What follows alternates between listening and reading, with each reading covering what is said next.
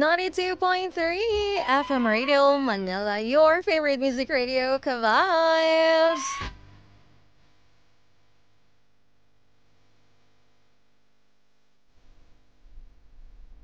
Andito na ang bagong baby ng bayan. Pero promise, hindi kita bitawan. Andito na rin ang bagong magiging besie ng mga above na binitawan. Siyempre, walang iba yan.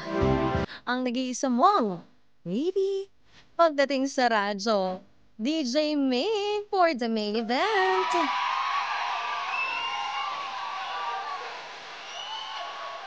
Kaya naman samahan niyo ako ngayong Lunes na gabing ito hanggang 12 midnight tayo. Ayan, magandang gabi. Mapalusod, Visayas at Mindanao. Ang mga baby at ka-vibes nating nakikinig through our FM Radio Philippines app.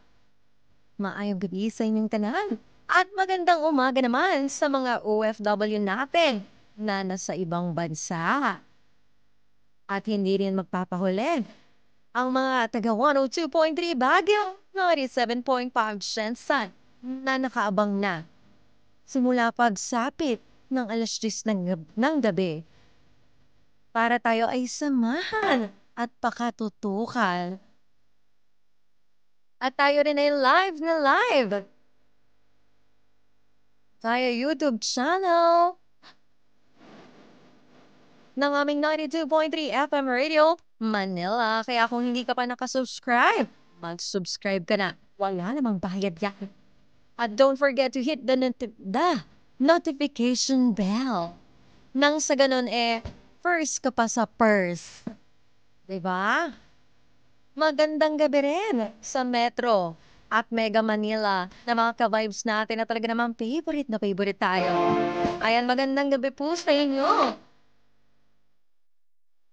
At sa ating mga taga-subaybay, araw-araw, gabi-gabi, Gloria King Constantino Mesiano, Osnoy, Adrian Sabroso, Tom T. Ben, William Mortel, Shua Gaming, good evening Ma'am Maine from Lipa City. Magandang gabi po, mga Batanggenyo, Batanggenya.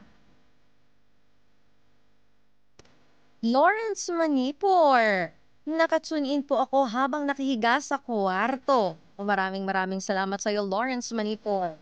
Tessa Sino Cruz, good evening din po sa inyo at sa family mo. Gandang gabi, DJ May from Pitpitak, Luna, La Union. Si May Bepan. Shoutout po sa mga taga La Union. Sarap mag-swimming dyan. Pwede pang humabol sa summer bago magtag-ulan, di ba? Bernard TV. Advance happy birthday kalakbay May Joy Bergonia. Ayan, more birthdays to come sa'yo, May Joy.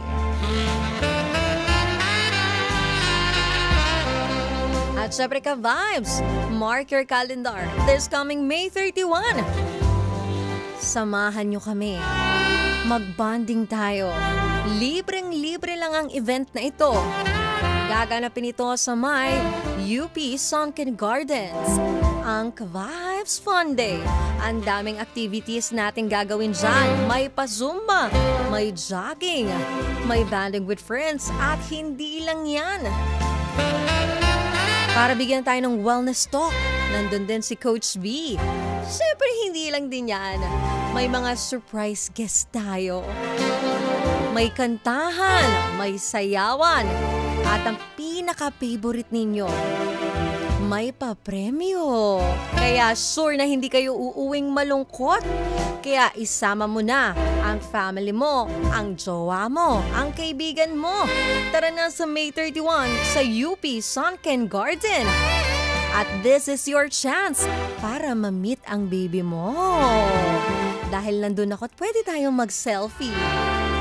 Kaya asahan ko kayo ha, May 31, UP Sunken Garden.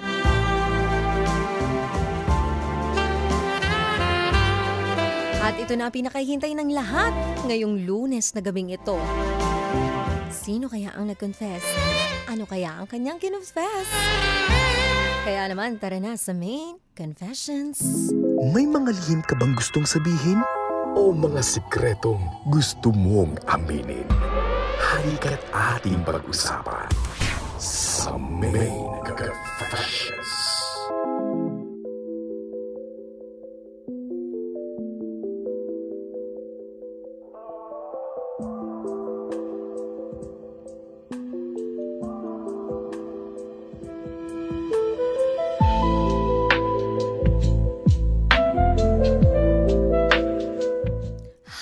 DJ Main, kamusta ka, idol? Ako nga pala si Danilo ng Bulacan. Isa nga pala ako sa masugid na tagapakinig ng inyong programa dito sa FM Radio Manila. Actually, plano kong magpunta sa inyong event sa May 31 para personal kitang makita. Sana makapag-selfie ako sa'yo, DJ Main. Narito ang aking confession, DJ Main. Mayroon akong tropang babae noon. Itago na lang natin siya sa pangalang Charmy. One of the boys. Siya sa barkada namin. Maganda si Charmy at sexy pa. Aware ako ng ibang barkadang lalaki namin ay may gusto sa kanya. Isa na din ako doon.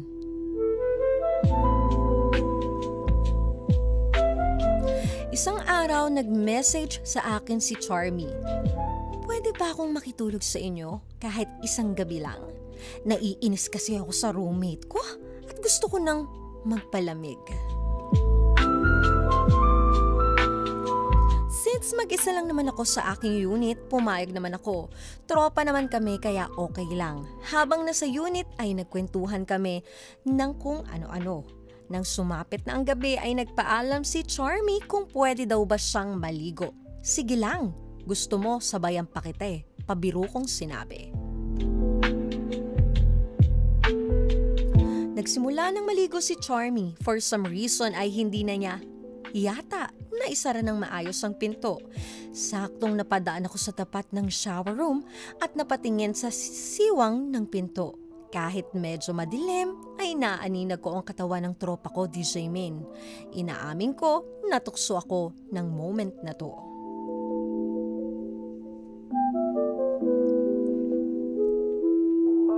Sumilip siya sa pinto at sinabing, para hindi ka na mahirapang sumilip dyan, pumasok ka na dito sa loob.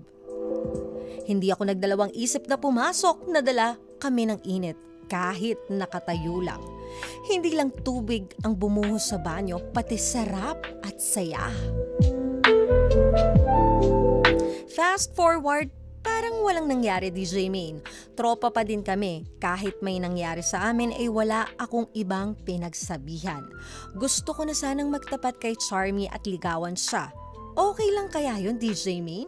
Hindi kaya magalit ang iba kong tropa? Gusto din kaya ako ni Charmy? Ano sa tingin mo, DJ Main? I need your advice. From Danilo of Bulacan.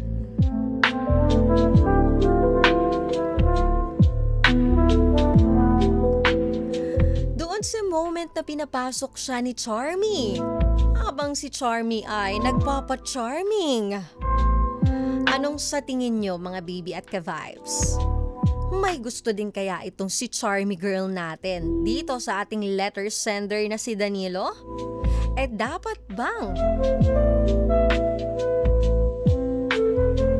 aminin ni Danilo ang nararamdaman niya para dito kay Charmy? Ano kaya ang pwede niyang gawin para naman sa ibang tropa niya na may gusto din dito kay Charmy? Kaya naman pwede kayong magbigay ng inyong opinion, komento at advice para sa ating letter center dito sa ating YouTube live stream 92.3 FM Radio Manila.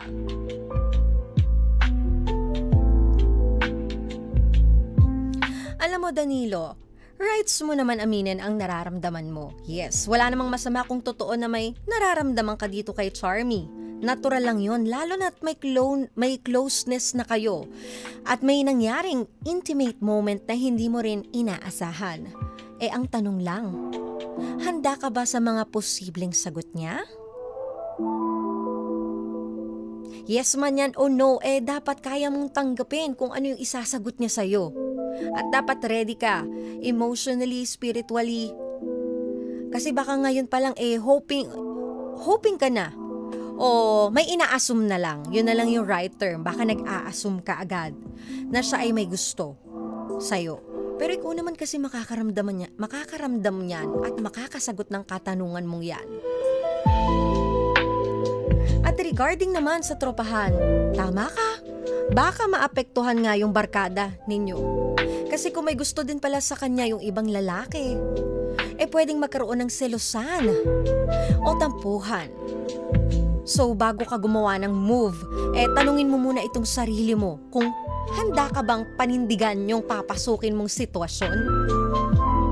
Handa ka bang panindigan kahit mag-iba ang samahan ninyo magtutropa? At lagi mong titingnan ang bigger picture sa bawat sitwasyon o gagawin mong desisyon sa buhay. Dapat makita mo yon. Yung consequences, yung positive at negative side. At kaya mo bang harapin yung both side na yon?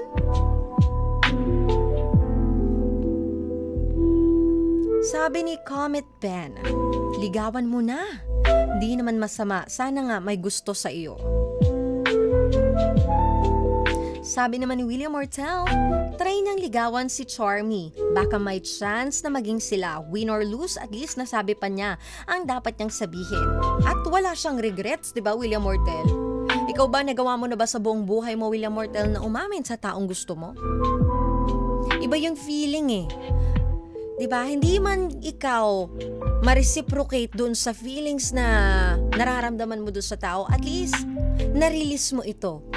Wala kang regret in time. Naging tapat ka at naging totoo, lalo na kung pure naman yung intention mo dun sa taong iyon.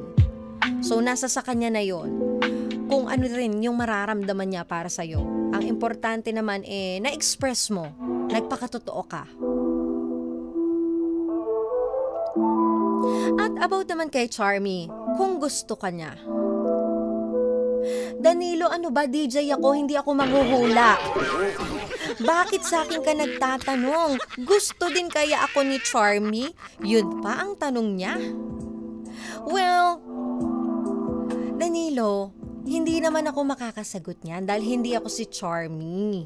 Si Charmy ang makakasagot niyan sa'yo at kahit papaano, mararamdaman mo yan kung paano kanya pakitunguan through her actions.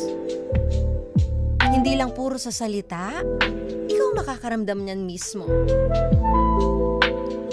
Minsan tama yung instinct natin or guts natin, pero minsan mali din ito. Kaya mas maganda para mas sure natin yung instinct or guts natin kung totoo o hindi, direct mo kakausapin ang tao.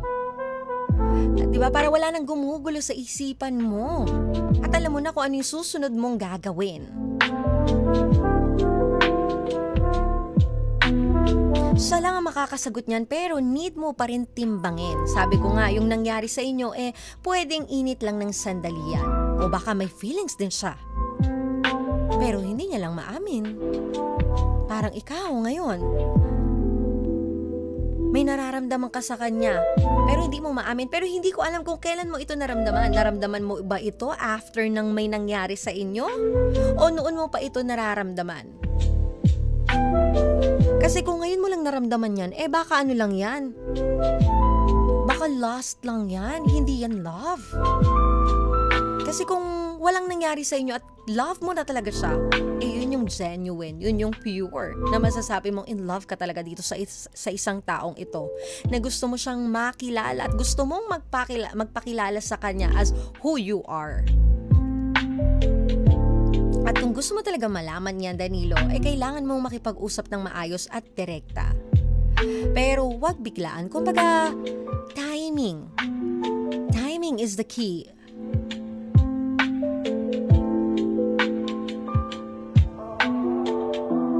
Sabi ni William Mortel, ako oo nung nasa college pa ako years ago, kaso ayun, umuwing bigo. Okay lang mabigo. At least nagpakatotoo ka, di ba? Kasi sa bawat love, hindi lang love ha, trabaho, o nangyayari sa atin sa araw-araw, pangarap natin, kailangan nating sumugal. Kailangan natin mag-risk, kailangan nating tapangan. Kailangan nating subukan nang sa ganun malalaman natin kung panalo tayo o hindi. Kung hindi naman ibig sabihin nun ikaw ay pangit o ikaw ay hindi magaling. Ibig sabihin nun, i-take mo to as positive, as challenge to yourself na mas gagalingan ko. Na mas lalo kong aalagaan yung sarili ko.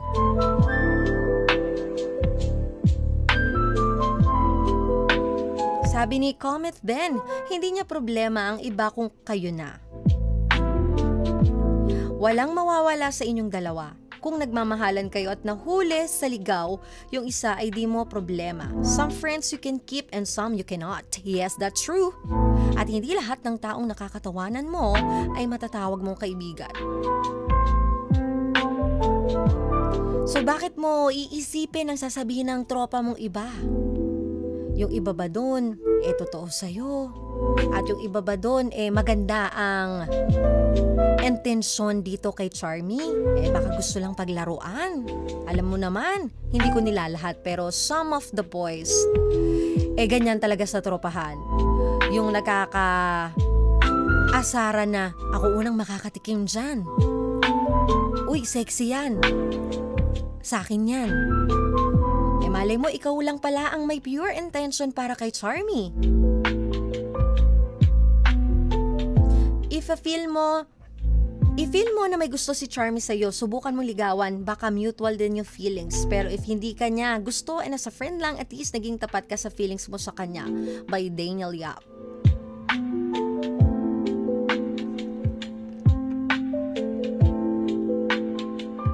Pinaka-importante na simulan mo o gawin mo ngayon, Danilo, is linawin mo muna yung sarili mo. Ask yourself, feelings ba talaga yan o dahil lang sa nangyari? Minsan kasi dahil sa physical intimacy, parang nahuhulog tayo sa ilusyon na love na yon. So tanungin mo yung sarili mo, kung wala bang nangyari sa amin ni Charmy, gugustuhin ko pa rin siya romantically? Oo, baka nga totoo yung nararamdaman mo.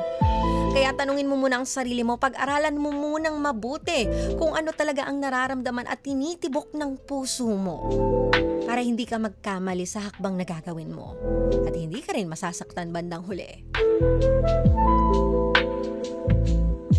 Then, if sure ka talaga sa feelings mo at willing kang ipaglaban yan, kausapin mo siya. Gawin mong clear at magaan lang ang pagtatapat mo sa kanya. Hindi na kailangan ng kadramahan. 'Di ba? Straight to the point. Then, hayaan mo siyang mag-isip, bigyan mo siya ng time kung gusto ka rin niya. At kung gusto ka niya, panalo. Kung hindi, at least, nirerespeto mo siya at sarili mong nararamdaman. Tandaan, Danilo, hindi lahat ng feelings dapat i-consider. I mean, hindi lang feelings ang dapat i-consider. Dapat pati timing, respeto at ang yung emotional consequences na pwedeng mangyari.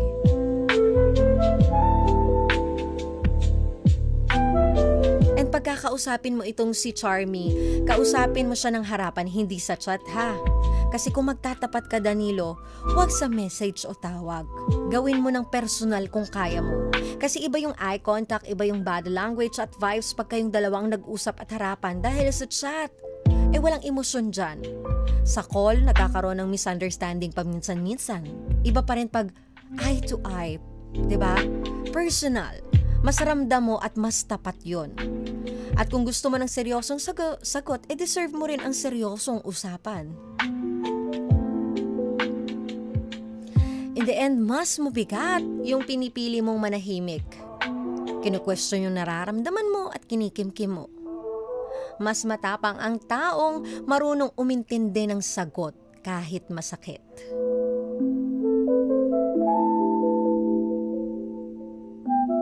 You can confess your feelings without expecting love in return, and that is called courage with grace.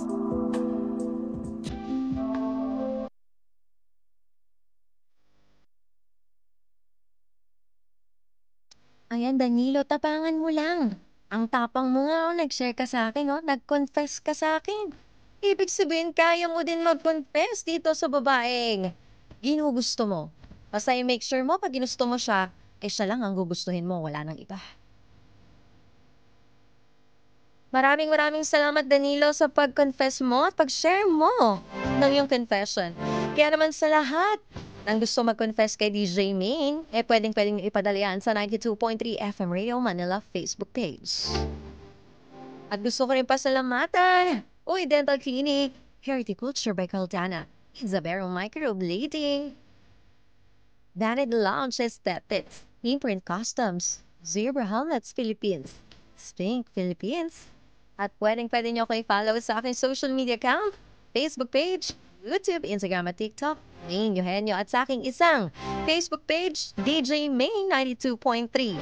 At dito sa favorite ninyo, pagdating sa ating Facebook page, YouTube, Instagram at TikTok, pare-parehas na 92.3 FM Radio Manila. Lunes! Unang gabi pa lang yan. May 4 na gabi pa tayo. Kaya naman samahan niyo ulit ako bukas for another main confession.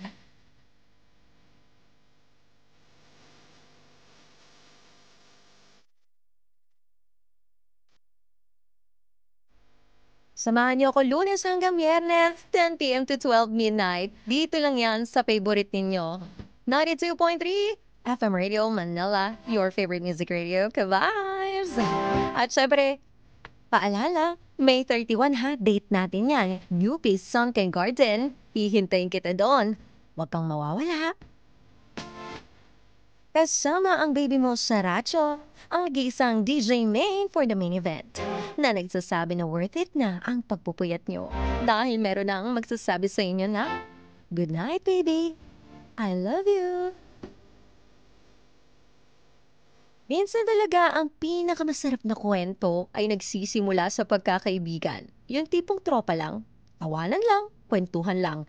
Pero isang gabi, nag-iba ang ihip ng hangin. At sa isang iglap, hindi mo na alam kung saan mo ilalagay ang nararamdaman mo. Gusto mong malaman, may pag-asa kaya? May nararamdaman din kaya siya? O ikaw lang itong nadala?